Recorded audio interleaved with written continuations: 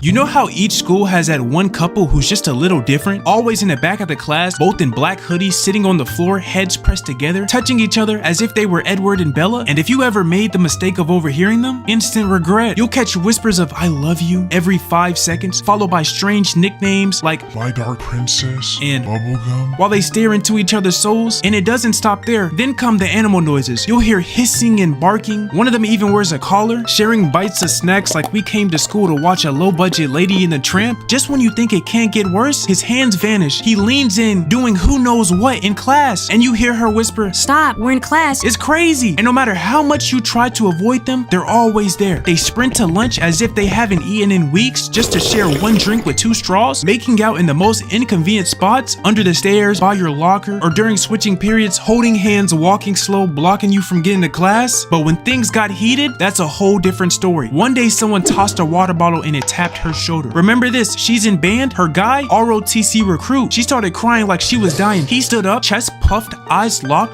protecting her like Meliodas himself. He turns around yelling, "Who did that?" Hands up ready to fight like he about to summon shadow clones. The thrower, a 6-foot nonchalant mixed guy, and he says, "I'm just joking, yo, chill." But ROTC dude's glare, pure hatred. This wasn't about the bottle anymore. It was about honor. He looked at Thrower as if he was a hollow he wanted to kill. And trust me, he was about to do something unforgettable. Phone shot up. He swung, missed. The thrower didn't flinch. One hit straight to the jaw. Class goes, "Oh!" Just as things were about to really pop off, bam! The door flies open. Teachers in, arms out, separating them. Black hoodie dude walks out, face red, breathing heavily, humiliated. He turns back. His final words, "You stupid hard R word I can't say." Every black kid stood up. I was stunned, but I guess that's just his ninja way. He disappears running like he did a flash step. He hit the hallway full speed, barely making the turn. A whole squad chasing him, not knowing where he headed, like this the hunter exam. He barely makes it to the office and decided to hide with the principal, so the fight never happens. If that was me and I lost a fight in front of my girl,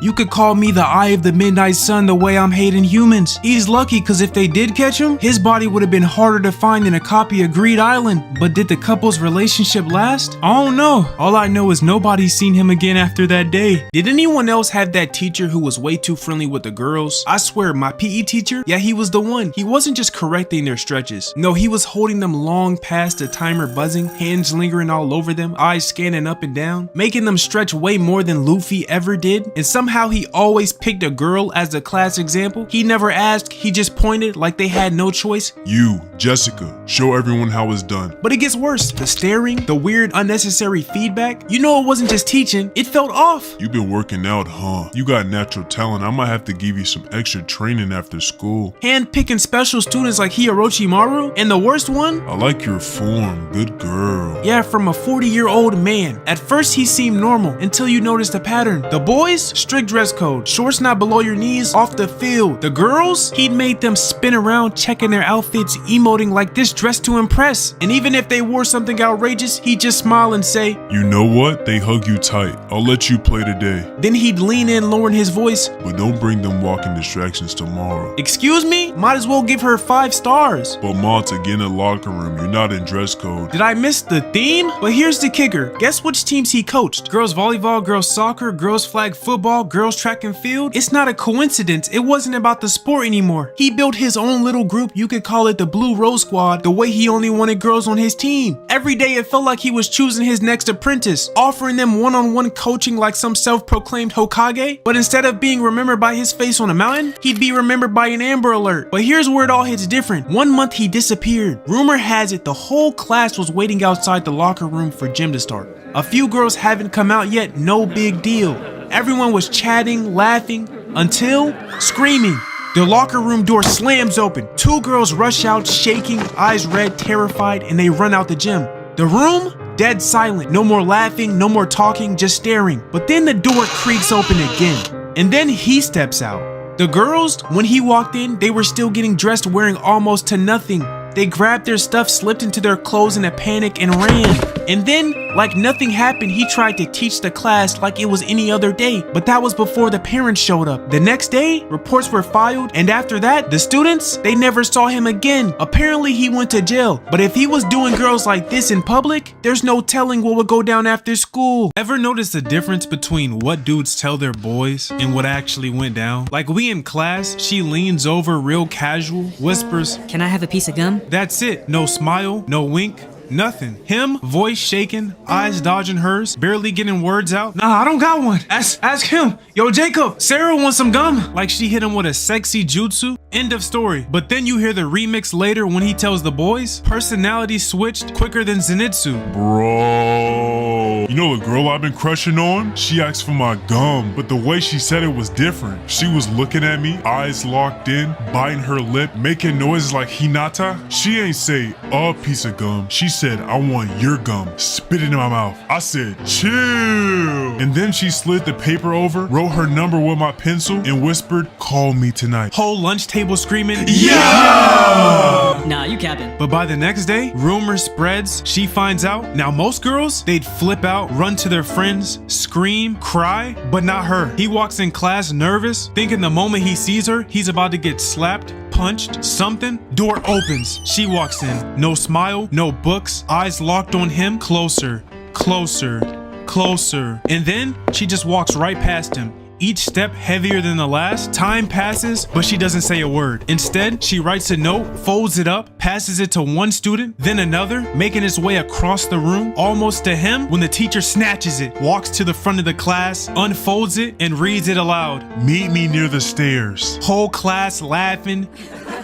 Jokes flying, him sinking into his seat, face hot, but when the bell rings, he actually goes, thinking he's about to get slapped, jumped, or worse, but instead, she slides him her number. From there, day by day, she reels him in, gaining his trust, text by text, little secrets, late night convos, bit by bit, letting his guard down, till one night, he sends the wrong type of picture. And her best friend, she runs the school page. Next morning, before first period even starts, his phone's blowing up, notifications everywhere, his face, his name, his pics, all over the timeline, everybody seeing everything. The way my inner thoughts would push me to do something negative, you could have called me a Jinchuriki. By second period, scholarships gone. By lunch, he's at the same table, empty seats, none of the boys around, just sitting there in silence. Ever seen the big difference between how guys and girls do friendships? Like me and my boys, we can go 3 whole years without seeing each other. A big time skip like Shippuden and still dap up like nothing changed. But girls, if they forget to say happy birthday,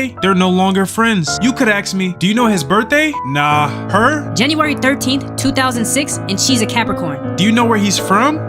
Nah. Her? She was born in California at 3:06 a.m. His last name? Nope. I barely know his first. Her? It's a Brown with the E at the end. You know his username? Oh, I know that one. And somehow we've been friends longer without a single pic together. We're like a bunch of outcasts, barely even know each other, but somehow still tight like the Akatsuki. But girls, if they don't see each other for 2 days, they become arch nemesis. I saw this one TikTok, right? This girl was throwing a birthday party, decorations everywhere, balloons, lights, music blasting, whole house glowing pink and gold. All her friends came through with their boyfriends, some taking mirror pics, others doing karaoke, everybody chilling. Then someone grabs the mic like, let's all say one reason we're grateful for the birthday girl. One by one they start talking, smiling, crying a little. The boyfriend gets up, says something sweet. Whole room's like, aww! He's so nice. 15 minutes pass, vibes are high, but then this one girl who wasn't even supposed to be invited, mind you, the same girl that slept with her last boyfriend and brother at the same time, somehow slid in through a friend. Heavily intoxicated, she grabs the mic and says, everybody go outside. Suddenly, all side conversations grind to a halt. Music stops, people start shuffling out the door, and everyone was confused for a second until they noticed one of the cars swaying back and forth, horn honking again and again. Few people from the crowd walk up to investigate, and pretty soon the whole crowd is surrounding the car. Phones out, people laughing, but by then it was too late. In that moment, she witnessed one of her closest friends getting cracked by her own man in her boyfriend's car. In pure rage, looking down at her phone, she presses a few buttons, turns the phone, and holds it up against the window for the boyfriend to see, his mom in utter disbelief. You know how coming back to school after summer break is the absolute worst? On break you were living life on creative mode, up late till the birds start chirping, binging shows you never admit you watched, grass greener than ever, clouds in the sky like it's grow a garden, not a single rainy day in sight, doing whatever, whenever, no alarms, no responsibilities, just you, your bed, and whatever random phase you were in that week. Life was peaceful, perfect, too perfect. Then August pulls up with that back to school energy and boom, survival mode. No more giggling, no more laughing, shit's not funny no more. Alarms slapping you at 6 a.m, assignments waiting like jump scares, you're struggling to remember how to hold a damn pencil, and your social battery already on 1% before first period even starts. Meanwhile, on the bus ride to school, you got that loud ass group in the back. 6, 7, 6, 7. Yes, all this at 7 in the morning. You finally show up to school, backpack heavy, eyes heavier, but something's off. The energy's different. The world feels inverted like you just seen Shinji. Everybody's changed like summer break was a damn training arc. Freshmen's built like full-grown adults. Sophomores, too cool for backpacks now. Juniors, low-key panicking about the future. And seniors, some got full beards, some still trying to flirt with freshmen. And you catch yourself looking around like, who even are these people? Then, first period hits. Icebreakers. Alright class, let's go around, share your name and one thing you like to do. Hi, my name is Mansa and I like anime. Hi, my name is Caleb, and I like My Hero Academia. He said that out loud? Second period, homework already. Third, you're staring at the whiteboard questioning your existence, thinking this gonna be a long ass year, and just when you think it couldn't get worse, that damn fire drill alarm hits at 11 in the morning. Now we gotta line up for some fake ass drill. Everybody, single file line. Ladies, fall in line. But here's the thing, nobody told the teacher, nobody told the principal, nobody told security, because this wasn't no scheduled drill. Apparently a class clown took a dare. Yo, bet you won't pull the alarm. He said bet, pulled it, whole school evacuated. Fire trucks flying down the street, cops too. He thought it was funny until the cuffs came out. He was smiling until they read him his charges. His face dropped. That's a felony. No warning, expelled on day 1. He showed up trying to be the class clown and left with a mugshot. Nobody talks about that one teacher, the one who lives for student drama. When it came to gossip, he didn't just listen. No, he was invested. Somehow he always knew more than the students themselves. Teaching, that was just a side job. His real passion? Tea. On the outside, a full-grown man. On the inside, a kid just like the Wizard King himself. He'd slip into conversations like, yo boys, what we talking about over here? Oh, you like Emma? One hand on his hip, smirking like he knew all the details. I heard she like you, but between us, she still talks to her ex. Hey, but you ain't hear that from me though. And just like that, poof, gone like he never said a thing. But catch him in the halls while everyone's rushing to class, he's already there posted at the door giving out advice. How's your crazy ex doing? He just texted me last night. Still? I seen that coming a mile away. Look, I ain't saying text him back, but girl, just know you too good for him. He wanted details, the who, the when, the where, the why, and somehow he always got them. He knew the soon-to-be couples, the beefs, the secrets, all things happening outside the school, and when it was about to go down, he was right there in the crowd every single time, like he did a shadow exchange with one of the students. How? Who was feeding him info? No idea, but one of my classmates had to be Kabuto the way he was collecting it. But then one day, apparently he didn't just collect info, he'd bet on it. Who's fighting who after school? Elijah and Nick? Mind you, they're both in the class. Then he leans towards the student next to him, says it low but not low enough.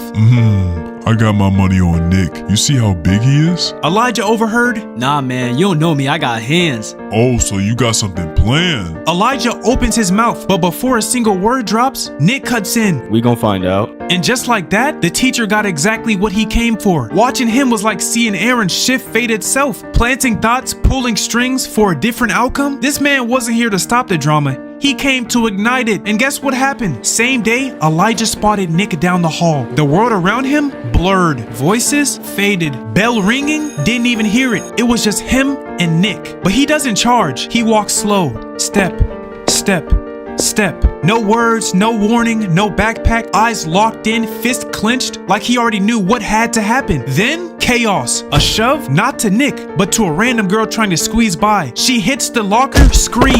The hall freezes. Me personally, I'm not going for that. Now, it's straight flashlights recording every little thing. And in the back of the crowd, apparently, arms folded, chilling. Nah, I might just be exaggerating. I don't know if it's true, but it's the teacher. By the time he stopped the fight, it was already too late. Who swung first? Depends who you ask. Some say Elijah threw the first hook. Others say Nick grabbed him first. All we know, Nick allegedly got him in a headlock, and Elijah started biting his arm. In the end, word is Elijah started it and Nick finished it, but both got suspended. And the only one who really won? That teacher, sitting back, arms crossed like an artist admiring his work. So Elijah and Nick both got suspended. Did y'all see the fight? Who won? Who won? Nick, obviously.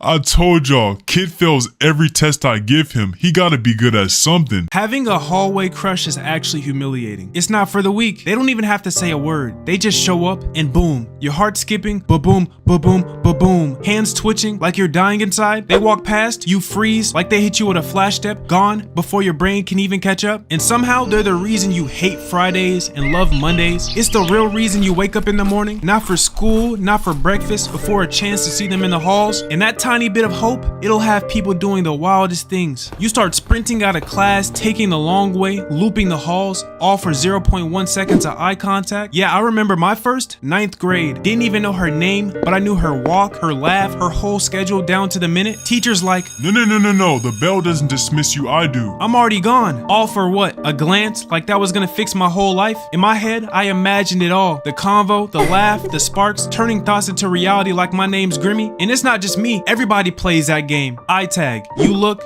they look, you look away, they look away.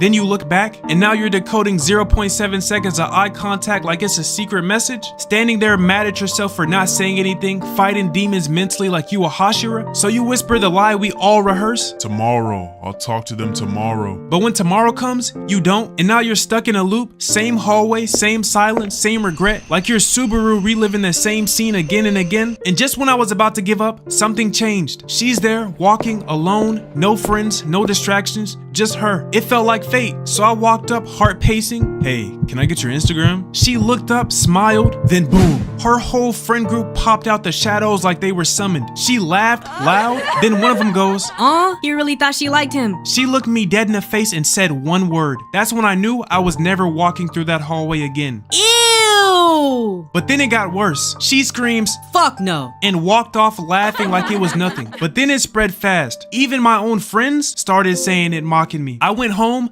I didn't cry. I didn't eat. Didn't move. Just laid there plotting. Every angle, every step. How I'd take out her whole friend group one by one, no hesitation. Feeling like an assassin, my last name could have been Zoldyck. After that hallway was dead to me. I never went through it again. Is there anything more serious than how snack resellers be at school? I mean, you could be walking in the hallway, look up, and see him strolling past with 4 bodyguards and sunglasses on indoors. Yo, bro, you got that dollar you owe me? Nah, can you just let me slide? It's just $1. So if my fist slide against your face, is it just a bruise? And at first, you think he's just joking, but nah, he's dead serious. One of the biggest mistakes you can make is asking him if he's a reseller. Yo, you sell the snacks? Yo, bro, keep it pushing. That ain't me. Bro, I could've swore it was you that sell the snacks. Lower your voice before you get hit with an uppercut. Who told you? Tommy. I can't stand Tommy. He stay running his mouth. And if you thought that was discreet, wait till you order. Alright, what you need? Facing back to back with no eye contact? Let me get Fritos, Doritos, Lay's. Yo, eyes forward. Fuck you think this is? Is that all? Yes. Meet me at the auditorium at 3 o'clock. Fast forward 3 p.m. Auditorium doors open, talent show tryouts. One by one, kids hitting the stage performing. But the real event was in the crowd. One of the snack resellers'